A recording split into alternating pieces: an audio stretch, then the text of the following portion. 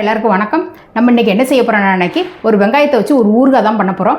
இந்த வெங்காய ஊறுகாய் வந்து ஒரு 5 நிமிஷத்துக்குள்ளே செஞ்சு வச்சிடலாம். ஆனால் 1 மாதம் வரைக்கும் கெட்டு போகாமல் இருக்கும். இந்த வெங்காய ஊறுகாய் வந்து நம்ம செஞ்சு வச்சுக்கிட்டோம் அப்படின்னு நம்ம நினைக்கி எல்லாத்துக்குமே நல்லாயிருக்கும். சப்பாத்திக்கும் நல்லாயிருக்கும், நம்ம தயிர் சாதத்தோட தொட்டு சாப்பிட்றதுக்கும் நல்லாயிருக்கும்.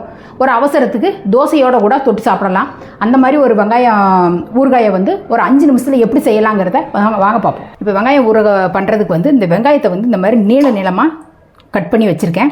அதோட ஒரு 2 பச்சை மிளகாயும் இந்த மாதிரி கீரல் போட்டு வச்சுருக்கேன். இந்த மாதிரி நம்ம முழுசாகவே போட்டு தான் இந்த வெங்காய ஊறுகாய் வந்து பண்ண போகிறோம்.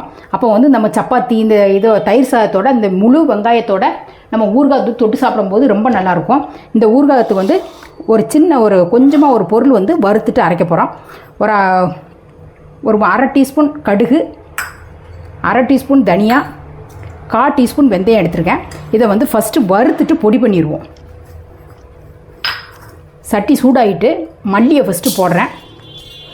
மல்லி லேசாக வறுபட்டதுக்கப்புறம் கடுகையும் வெந்தயத்தையும் சேர்த்துருவோம். இந்த மல்லி வந்து வறுபட்டதுக்கப்புறம் வெந்தயத்தை சேர்க்குறேன். வெந்தயம் கொஞ்சம் லைட்டாக வாசனை வரட்டும். லாஸ்ட்டில் கடுகு போடுவோம். இல்லை கடுகு வந்து டக்குன்னு கருகிரும். இந்த வெந்தயமும் நல்லா வெடிக்க ஆரம்பிச்சிட்டு இப்போ கடுகை போட்டுட்டு கடுகு லேசாக நல்ல சட்டி சூடு ஆகிட்டு அப்படின்னம்னா இப்போ நான் அடுப்பை ஆஃப் பண்ணிடுறேன். கடுகு இந்த சூட்லேயே நல்லா வெடிக்கும். கடுகு வந்து இந்த அளவுக்கு நல்லா வெடிக்கிற வச்சுருங்க. இல்லை அப்படின்னு நினைக்க ஊறுகாயில் கசப்பெடுக்கும். கடுகு நல்லா வெடிச்சதுக்கப்புறம் இப்போ வந்து நான் மிக்ஸி ஜாரில் வந்து இந்த வறுத்த பொருளை வந்து உள்ளே சேர்த்துட்டு இதை பவுட்ரு பண்ணி எடுத்துகிட்டு வந்துடுறேன். அதுக்குள்ளே நம்ம வந்து இந்த வெங்காயத்தை வந்து நம்ம சூடான எண்ணெய் காய்ச்சி ஊற்றும் போது இந்த பிளாஸ்டிக் ஜாரியாக வராது. அதனால் ஸ்டீல் பாத்திரமா இல்லைனா ஒரு கண்ணாடி பாத்திரமா எடுத்துக்கோங்க. இந்த வெங்காயத்தையும் பச்சை மிளகாயும் உள்ளே சேர்த்துறேன். இப்போ வந்து இந்த வெங்காயத்தை வந்து நல்லா எல்லாத்தையும் மிக்ஸ் பண்ணிவிட்டு நல்லா கையாலேயே நல்லா பிசைஞ்சு எடுத்துகிட்டு போகிறோம். இப்போ வந்து நான் இந்த வெங்காயத்துக்கு தகுந்த மிளகாய் பொடி போடுறேன். நான் வெறும் மிளகாய் பொடி ஒரு 1.5 டீஸ்பூன் கிட்ட போட்டுக்கலாம். ஒரு 1.25 டீஸ்பூன் கிட்ட. நான் வந்து வெங்காயம் வந்து ஒரு 4 வெங்காயம், பெரிய சைஸ் வெங்காயம் 4 வெங்காயம் எடுத்திருக்கேன். அதுக்கு தகுந்த மாதிரி நான் சொல்கிறேன். நீங்கள் கூட்டி குறைச்சி எப்படி போடணுமோ பார்த்துட்டு போட்டுக்கோங்க. வெங்காயத்துக்கு தகுந்த மாதிரி மிளகாய் பொடியை போட்டுக்கோங்க. நான் இதில் வந்து பெருங்காயம் வந்து ஒரு 1/2 டீஸ்பூன் கிட்ட போடுறேன்.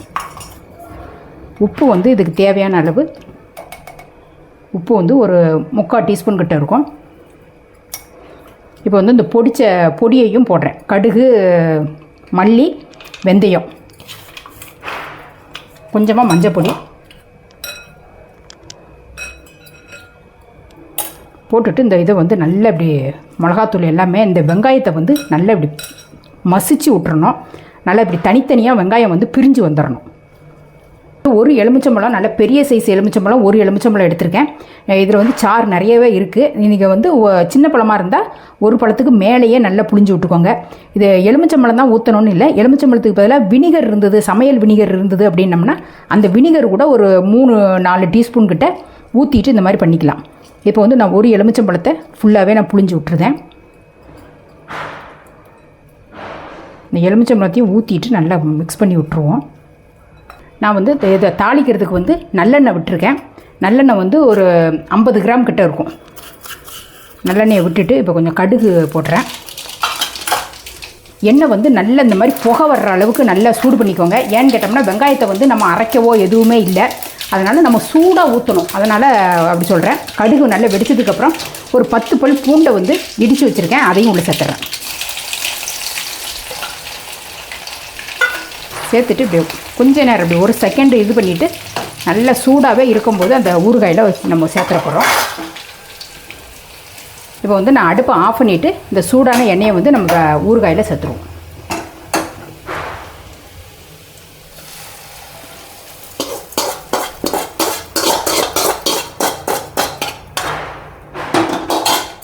சேர்த்துட்டு நல்லா கலந்து விட்டுருவோம். இந்த வெங்காய ஊறுகாய் வந்து நல்லா இந்த மிளகாத்தூள் எல்லாமே நல்லா மிக்ஸ் ஆகிட்டு இந்த ஸ்டேஜில் உப்பு எல்லாம் கரெக்டாக இருக்கான்னு பார்த்துக்கோங்க. உங்களுக்கு வந்து எண்ணெய் இன்னும் கொஞ்சம் தேவைப்பட்டால் கூட நல்லா காய்ச்சிட்டு நல்லா கொதிக்க வச்சு ஊற்றிட்டீங்கன்னு நினைக்கி இந்த வெங்காய ஊறுகாய் வந்து ரெடி ஆகிடுச்சு. இந்த வெங்காய ஊறுகாய் வந்து உடனே இப்போவுமே சாப்பிட முடியாது. ஒரு 2-3 நாள் ஆணிச்சுன்னு நினைக்கி நல்லா ஊறி அந்த வெங்காயத்தோட மிளகாத்தூள் எல்லாமே நல்லா ஊறி அந்த புளிப்பு காரம் எல்லாமே இருக்கும்போது இந்த வெங்காய ஊறுகாய் வந்து இந்த மாதிரி ரெடி பண்ணி ஒரு பாட்டிலில் வச்சுக்கோங்க. இது வந்து ஒரு 3 நாள் கழித்து சாப்பிட ஆரம்பிச்சிங்கன்னாக்கி டேஸ்ட் ரொம்ப நல்லாயிருக்கும். இது வந்து தயிர் சாதத்தோடையும் முன்னக்கூட்டியே சொல்லியிருந்தேன், தயிர் சாதத்தோட சப்பாத்தி எல்லாத்துக்குமே ரொம்ப நல்லாயிருக்கும். இது வந்து ஒரு அவசரத்துக்கு செஞ்சு வச்சுக்கிட்டோம்னு சொன்னோம்னாக்கி எல்லாத்துக்குமே கொஞ்சம் யூஸாக இருக்கும். காலை நேரத்தில் நம்ம வந்து ஒரு சட்னி அரைக்கலைன்னா கூட இந்த மாதிரி பண்ணிக்கலாம். இதை மாதிரி நீங்களும் உங்கள் வீட்டில் செஞ்சு பார்த்துட்டு எப்படி இருந்ததுங்கிறத கமெண்ட்டில் சொல்லுங்கள். இதே மாதிரி அடுத்த ஒரு சூப்பரான ஒரு வீடியோவில் நான் உங்களை சந்திக்கிறேன். நன்றி, வணக்கம்.